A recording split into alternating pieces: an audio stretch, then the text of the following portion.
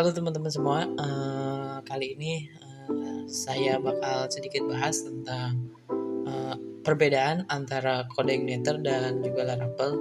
Jadi, kalau kita lihat di di tutorial ataupun di artikel-artikel website yang lain, terdapat sekali, pembahasan yang membahas tentang lebih enak mana menggunakan Laravel atau coordinator. Sebenarnya kalau itu sih, lebih ke kesannya aja ya, kesannya teman-teman enaknya pakai mana, mau Laravel ataupun mau coordinator, yang terpenting adalah bisa menyelesaikan permasalahan dari aplikasi yang teman-teman mau buat.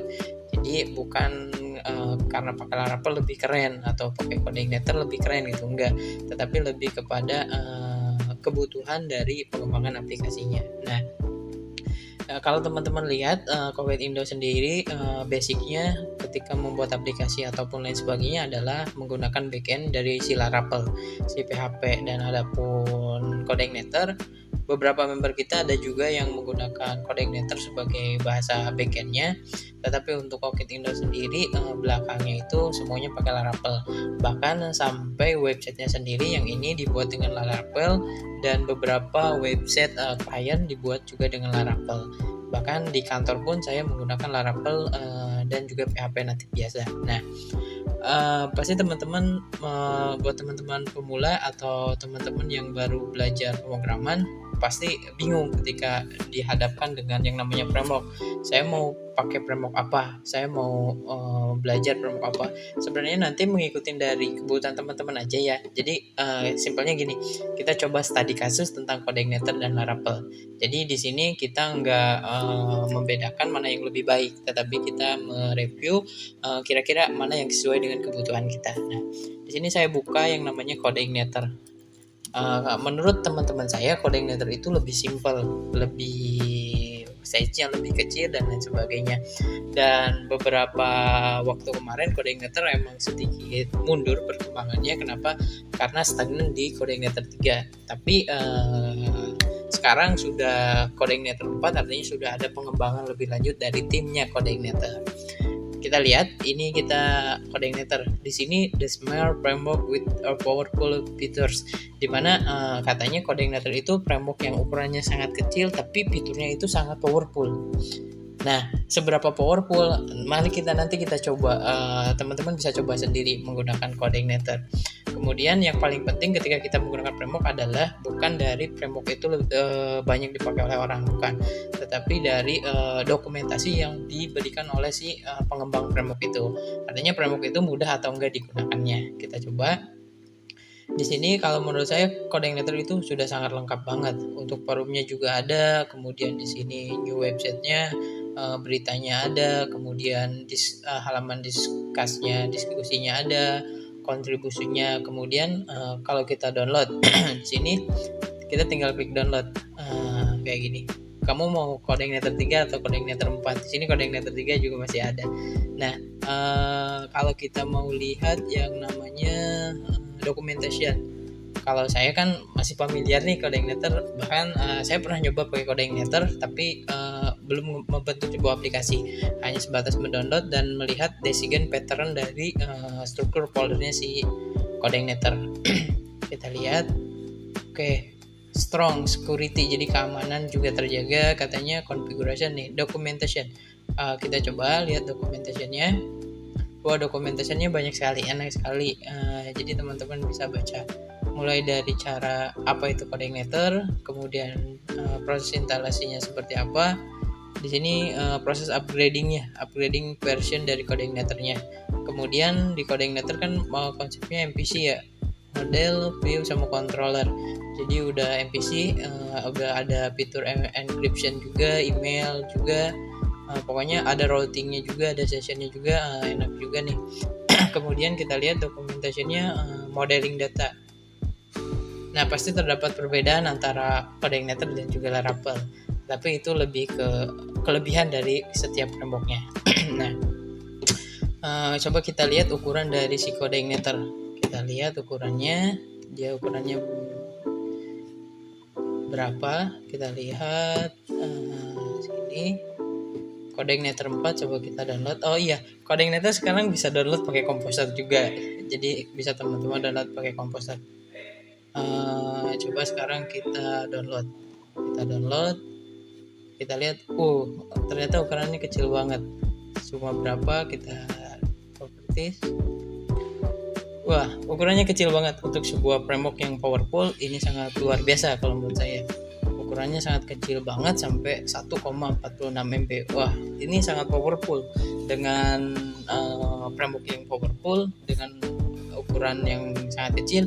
Ini cocok banget untuk pengembangan web kalau menurut saya. Cocok banget.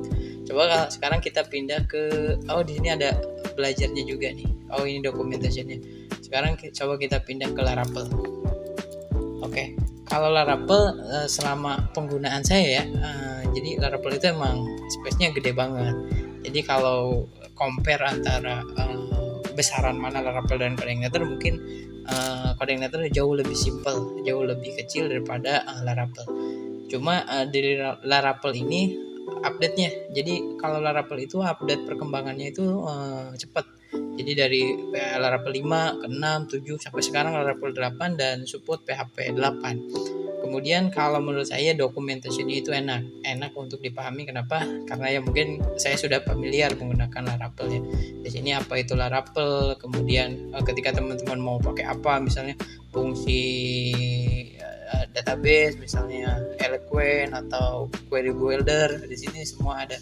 Sending data, migration, pagination, semuanya ada. Jadi teman-teman tinggal bisa lihat aja di dokumentasinya. Bahkan sampai teman-teman membuat slug juga bisa di Laravel ini, enak banget.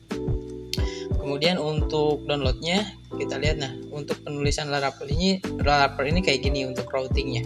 Bisa dilihat karena Laravel itu salah satu kelebihan dari si Laravel itu, mereka bilang bahwa framework Laravel itu adalah framework yang bersih dan elegan. Artinya penulisan kodenya itu rapi, dan itu terbukti memang ketika kita menggunakan Laravel, codingan kita lebih rapi. Kenapa? Karena ada bleeding di si Laravelnya, ada templating blade.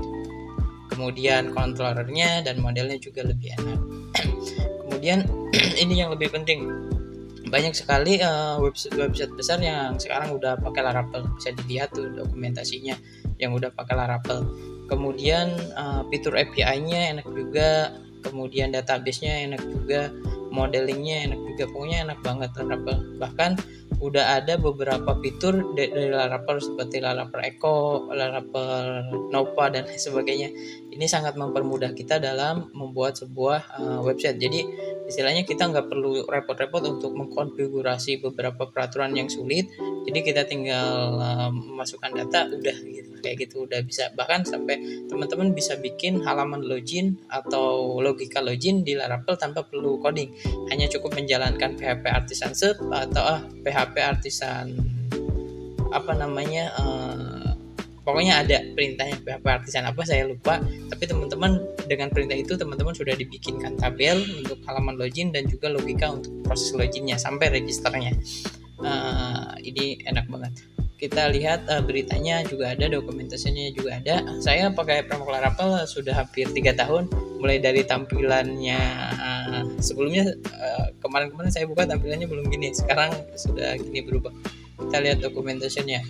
Wah, ini dokumentasinya bagus-bagus banget nih. Ada yang paling enak di Composer itu kita mainnya pakai di Laravel itu kita mainnya pakai Composer ya. Jadi kalau teman-teman mau buat controller model itu bisa buatnya di Composer. Jadi nggak klik kanan save nama file, enggak, tetapi teman-teman tinggal jalanin PHP Artisan, make migrate, bisa PHP Artisan, Composer, create controller, create model, create provider.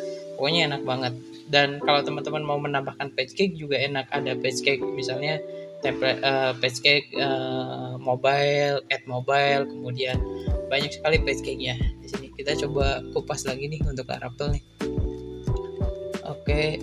Sekarang Laravel udah version 9. Kemarin saya lihat masih version 8. Berarti cepet banget update-nya. Jadi kalau berbicara tentang update Laravel, mungkin Laravel jauh lebih cepat update-nya. Dan Codeinator mungkin update-nya agak sedikit jeda waktunya agak lama.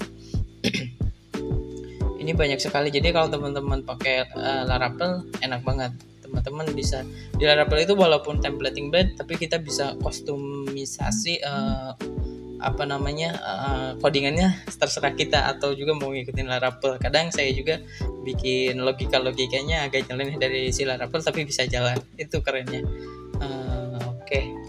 Ini banyak banget, jadi mungkin kalau saya jelasin satu persatu mungkin bakal ngabisin waktu yang banyak banget. Jadi mungkin di sini cuma sebatas pengenalan aja untuk Codeignator dan juga Laravel, karena teman-teman juga banyak yang bertanya lebih baik pakai Codeignator atau Laravel gitu.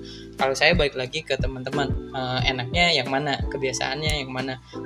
Kalau dengan Codeignator sudah mencukupi pengembangan aplikasi teman-teman, ya silahkan pakai Codeignator aja. Kalau misalnya mau pakai Laravel, ya silahkan pakai Laravel aja. Tapi untuk Codeignator dan Laravel untuk industri kerja masih bagus kok. Jadi kalau teman-teman skillnya di Codeignator, jagonya di Codeignator, masih banyak perusahaan yang pakai Codeignator. Begitu pula juga dengan Laravel. Jadi nanti tinggal disesuaikan aja lebih enaknya, lebih sukanya di mana. Kalau tips saya sih, sebelum memilih antara Codeignator dan Laravel, coba teman-teman cobain dulu download Codeignator, kemudian coba bikin aplikasi dengan Codeignator. Setelah itu download Laravel, coba bikin aplikasi dengan Laravel. Nah, baru di situ ketahuan mana yang kira-kira lebih enak buat teman-teman dalam membuat sebuah website. Nah, kayak gitu aja sih. Jadi tinggal dipilih aja mau pakai Codeignator atau Laravel, nggak masalah. Yang penting tujuannya adalah membuat aplikasi yang aplikasi itu bisa jalan dan bisa menyelesaikan masalah. Oke, mungkin itu saja. Nanti kita lanjut video selanjutnya.